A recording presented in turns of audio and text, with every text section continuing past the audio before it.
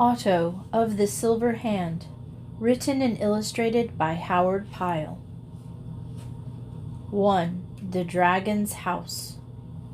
Up from the gray rocks, rising sheer and bald and bare, stood the walls and towers of Castle Drachenhausen, a great gateway with a heavy iron-pointed portcullis hanging suspended in the dim arch above, yawned blackly upon the falling bridge that spanned a chasm between the blank stone walls and the roadway that ran winding down the steep rocky slope to the little valley just beneath.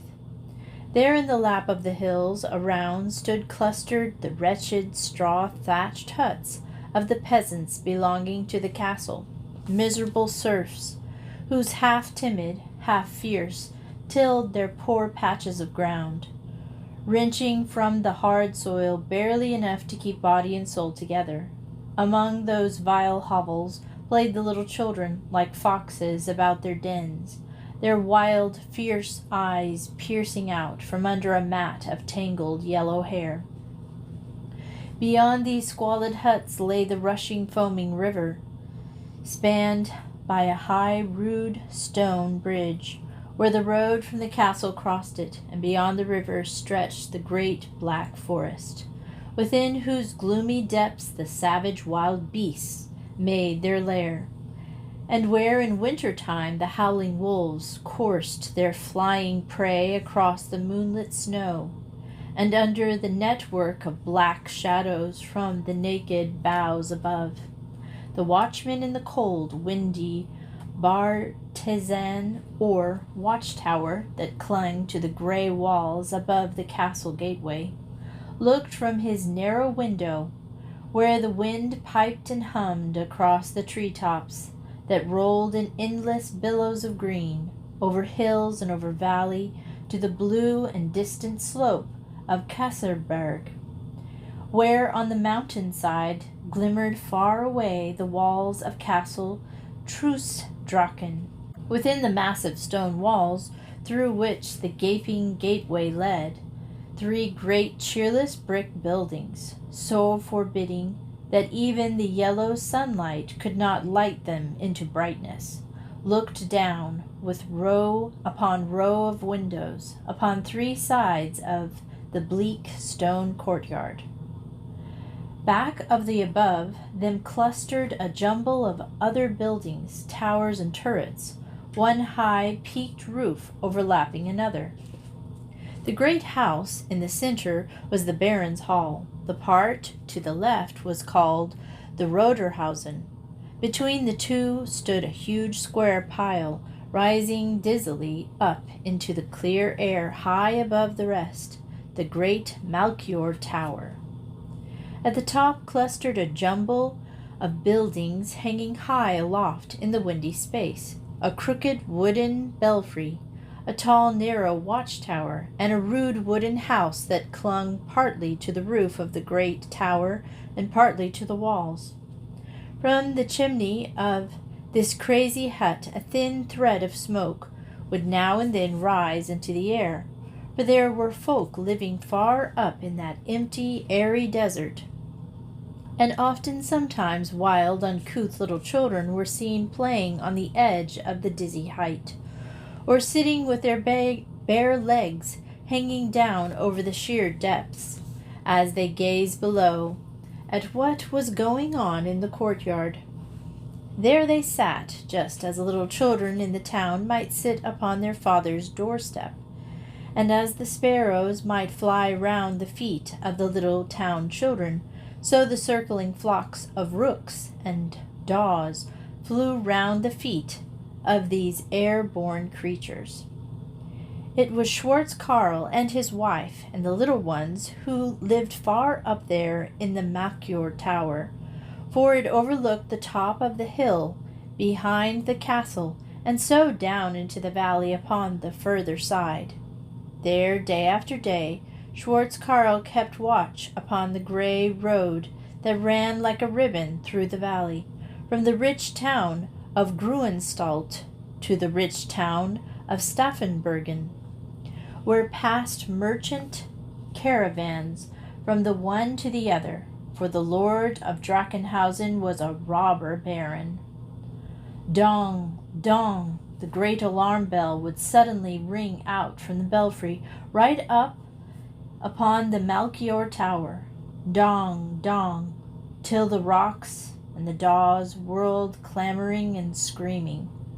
Dong, dong, till the fierce wolfhounds in the rocky kennels behind the castle stable howled and dismally said in answer, Dong, dong, dong.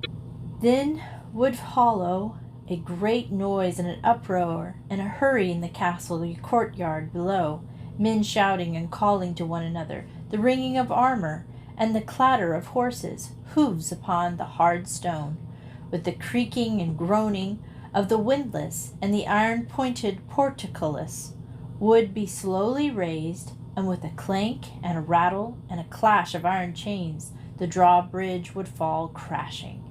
Then over it would thunder horse and men clattering away down the winding stony pathway until the great forest would swallow them and they would be gone. Then for a while peace would fall upon the castle courtyard, and the cock would crow, and the cook would scold a lazy maid, and Gretchen, leaning out of the window, would sing a snatch of a song, just as though it were a peaceful farmhouse instead of a den of robbers. Maybe it would be evening before the men would return once more. Perhaps one would have a bloody cloth bound about his head. Perhaps one would carry his arm in a sling. Perhaps one, maybe more than one, would be left behind, never to return again, and soon forgotten by all, excepting some poor woman who would weep silently in the loneliness of her daily work. Nearly always the adventurers would bring back with them pack horses laden with bales of goods. Sometimes, besides these, they would return with a poor soul, his hands tied behind his back and his feet beneath the horse's belly, his fur cloak and his flat cap woefully awry. A while he would disappear in some gloomy cell of the dungeon, until an envoy would come from the town with a fat purse, when his ransom would be paid. The dungeon would disgorge him, and he would be allowed to go upon his way again. One man always rode beside Baron Conrad in his expeditions and adventures, a short, deep-chested, broad-shouldered man, with sinewy arms so long that when he stood his hands hung nearly to his knees. His coarse, close-clipped hair came so low upon his brow that only a strip of forehead showed between it and his bushy black eyebrows. One eye was blind, and the other twinkled and gleamed like a spark under the penthouse of his brows. Many folk said that the one-eyed Hans had drunk beer with the hillman, who had given him the strength of 10, for he could bend an iron spit like a hazel twig, and could lift a barrel of wine from the floor to his head as easily as though it were a basket of eggs. As for the one-eyed Hans, he never said that he had not drunk beer with the hillman, for he liked the credit that such reports gave him to the other folk, and so, like a half-savage mastiff, faithful to death to his master, but to him alone, he went his sullen way and lived his sullen life within the castle walls, half respected, half feared by the other inmates, for it was dangerous trifling with the one-eyed Hans. 2. How the Baron went forth to shear. Baron Conrad and Baroness Matilda sat together at their morning meal. Below their raised seats stretched the long, heavy wooden table loaded with coarse food, black bread, boiled cabbage, bacon, eggs, a great chin from a wild boar, sausage, such as we eat nowadays, and flagons and jars of beer and wine. Along the board sat, ranged in the order of the household, the followers and retainers. 4 or 5 women and girls served the others as they fed noisily at the table, and moving here and there behind the men with wooden or pewter dishes of food. now and then laughing at the jests that passed or joining in the talk. A huge fire blazed and crackled and roared in the great open fireplace, before which were stretched two fierce, shaggy, wolf-like hounds. Outside, the rain beat upon the roof or ran trickling from the eaves, and every now and then a chill draught of wind would breathe through the open windows of the great black dining hall and set the fire roaring. Along the dull gray wall of stone hung pieces of armor and swords and lances, great branching antlers of stag. Overhead arched the rude heavy oaken beams, blackened with age and smoke, and underfoot was a chill pavement of stone. Upon Baron Conrad's shoulders leaned the pale, slender, yellow-haired Baroness, and the only one in all the world with whom the fierce lord of Drachenhausen softened to gentleness, the only one upon whom his savage brows looked kindly, and to whom his harsh voice softened with love. The Baroness was talking to her husband in a low voice, as he looked down into her pale face, with its gentle blue eyes. "And wilt thou not, then," she said, "do that one thing for me?" "Nay," he growled, and in a deep voice, "I cannot promise thee never more to attack the townspeople in the valley over yonder. How else could I live an I did not take from the fat town hogs to fill our own larder?" "Nay," said the Baroness, "thou couldst live as some others do, for all do not rob the borough folk as thou dost. Alas, perhaps will come upon thee some day, and if thou shouldst be slain, what then would come of me?"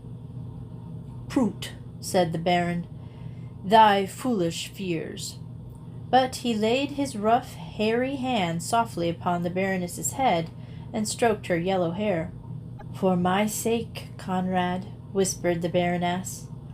A pause followed. The Baron sat looking thoughtfully down into the Baroness's face a moment more, and he might have promised what she besought. A moment more, and he might have been saved all the bitter trouble that was to follow. But it was not to be. Suddenly a harsh sound broke the quietness of all into a confusion of noise. Dong, dong. It was the great alarm bell from Melchior's tower. The Baron started at the sound. He sat for a moment or two, with his hand clinched upon the arm of his seat, as though about to rise. Then he sank back into his chair again. All the others had risen tumultuously from the table, and now stood looking at him, awaiting his orders. "For my sake, Conrad," said the Baroness again. Dong, dong, rang the alarm bell. The Baron sat with his eyes bent upon the floor, scowling blackly. The Baroness took his hand in both of hers.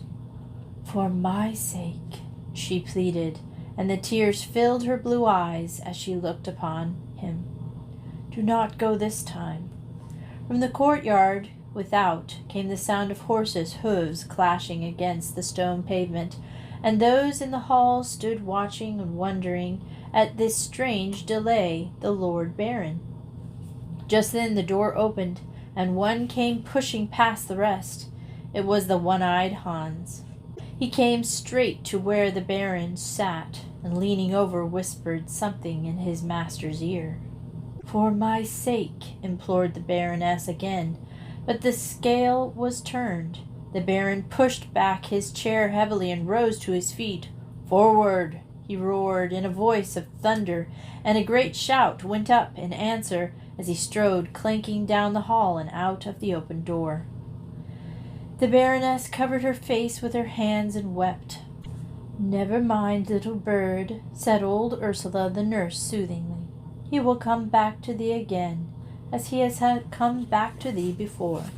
But the poor young Baroness continued weeping with her face buried in her hands because he had not done that thing she had asked. A white young face framed in yellow hair looked out into the courtyard from the window above. But if Baron Conrad of Drachenhausen saw it from beneath the bars of his shining helmet, he made no sign. "Forward!" he cried again. Down thundered the drawbridge, and away they rode, with clashing hooves and ringing armor, through the grey shroud of drilling rain. The day had passed, and the evening had come, and the Baroness and her woman sat beside a roaring fire. All were chattering and talking and laughing, but two, the fair young Baroness and the old Ursula. The one sat listening. The other sat with her chin resting in the palm of her hand, silently watching her young mistress. The night was falling gray and chill. Then suddenly the clear notes of a bugle rang from without the castle wall. The young Baroness started, and the rosy light flushed upon into her pale cheeks. "Yes, good," said old Ursula. "The red fox has come back to his den again, and I warrant he brings a fat town goose in his mouth. Now we'll have fine clothes to wear, and thou another gold chain to hang about thy pretty neck." The young Baroness laughed merrily at the old woman's speech. "This time," she said, "I will choose a string of pearls, like the one my aunt used to wear, and which I had about my neck when Conrad first saw me." Minute after minute passed, and the Baroness sat nervously, playing with a bracelet of gold beads about her wrist. "How long he stays," she said.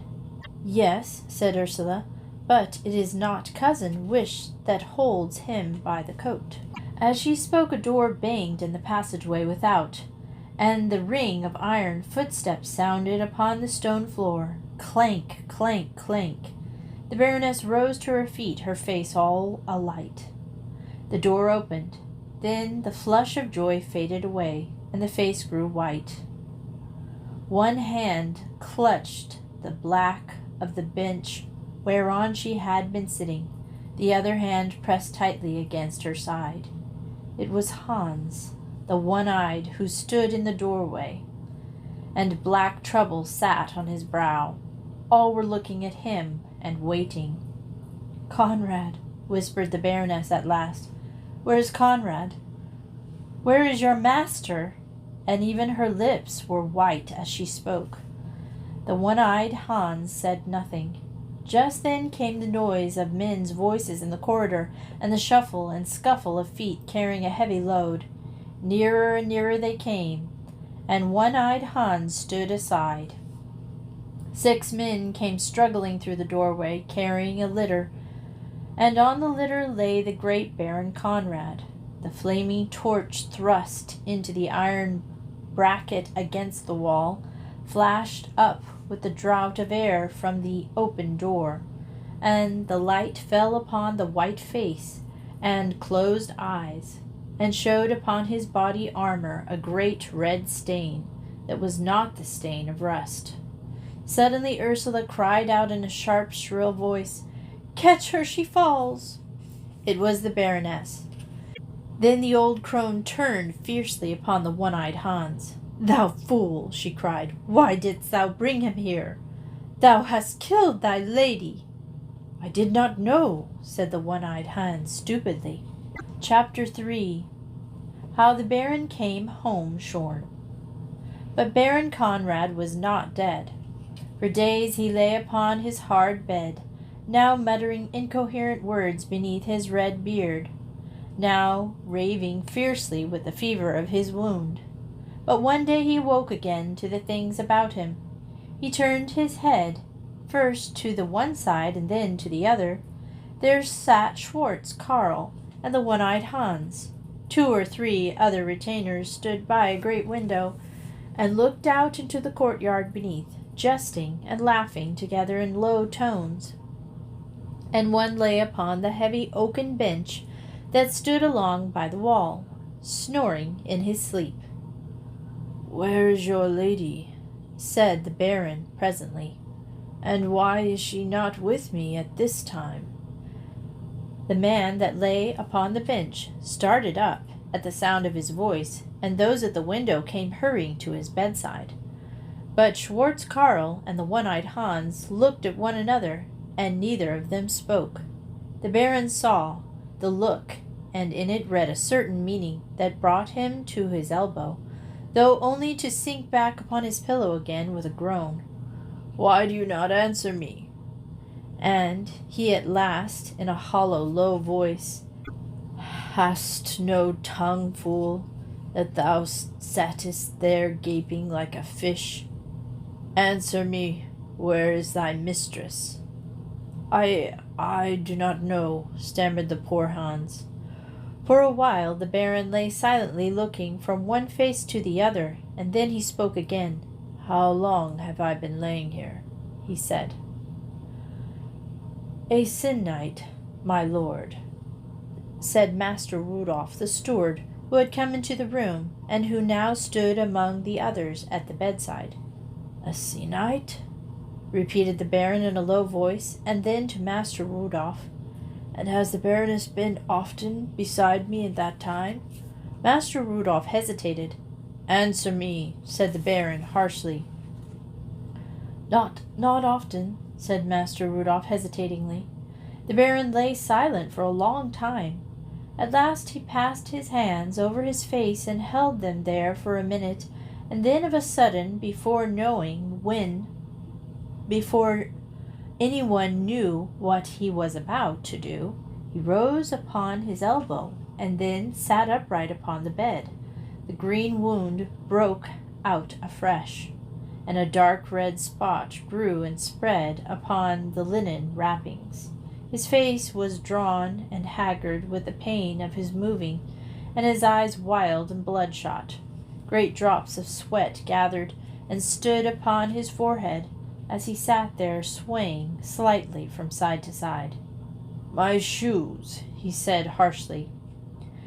Master Rudolph stepped forward. "But my lord Baron," he began, and then stopped short, for the Baron shot him such a look that his tongue stood still in his head. Hans saw that look out of his one eye. Down he dropped upon his knee and fumbled under the bed, brought forth a pair of soft leather shoes, which he slipped upon the Baron's feet, and then laced the thongs above the instep. "Your shoulder," said the Baron. He rose slowly to his feet, gripping Hans in the stress of his agony, until the fellow winced again. For a moment he stood as though gathering strength, and then doggedly started forth upon that quest which he had set upon himself. At the door he stopped for a moment, as though overcome by his weakness, and there Master Nicholas, his cousin, met him, for the steward had sent one of the retainers to tell the old man what the Baron was about to do. "Thou must go back again, Conrad," said Master Nicholas. "Thou art not fit to be abroad." The Baron answered him never a word, but he glared at him from out of his bloodshot eyes, and ground his teeth together. Then he started forth again upon his way. Down the long hallway he went slowly and laboriously, the others following silently behind him. Then up the steep, winding stairs, step by step, now and then stopping to lean against the wall. So he reached a long and gloomy passage, lit only by the light of a little window at the further end. He stopped at the door of one of the rooms that opened into the passageway, stood for a moment, and then he pushed it open. No one was within but old Ursula, who sat crooning over a fire with a bundle upon her knee. She did not see the Baron, or know that he was there. "Where is your lady?" said he in a hollow voice. Then the old nurse looked up with a start. "Jesu bless us!" cried she, and crossed herself. "Where is your lady?" said the Baron again in the same hoarse voice, and then, not waiting for an answer, "Is she dead?" The old woman looked at him for a minute, blinking her watering eyes, and then suddenly broke into a shrill, long drawn-out wail. The Baron needed to hear no more. As though in answer to the old woman's cry, a thin, piping complaint came from the bundle in her lap. At the sound, the red blood flashed up into the Baron's face. "What is that you have there?" said he, pointing to the bundle upon the old woman's knees. She drew back the coverings, and there lay a poor weak little baby that once again raised its faint reedy pipe. "It is your son," said Ursula, "that the dear Baroness left behind her when the holy angels took her to paradise. She blessed him and called him Otto before she left us."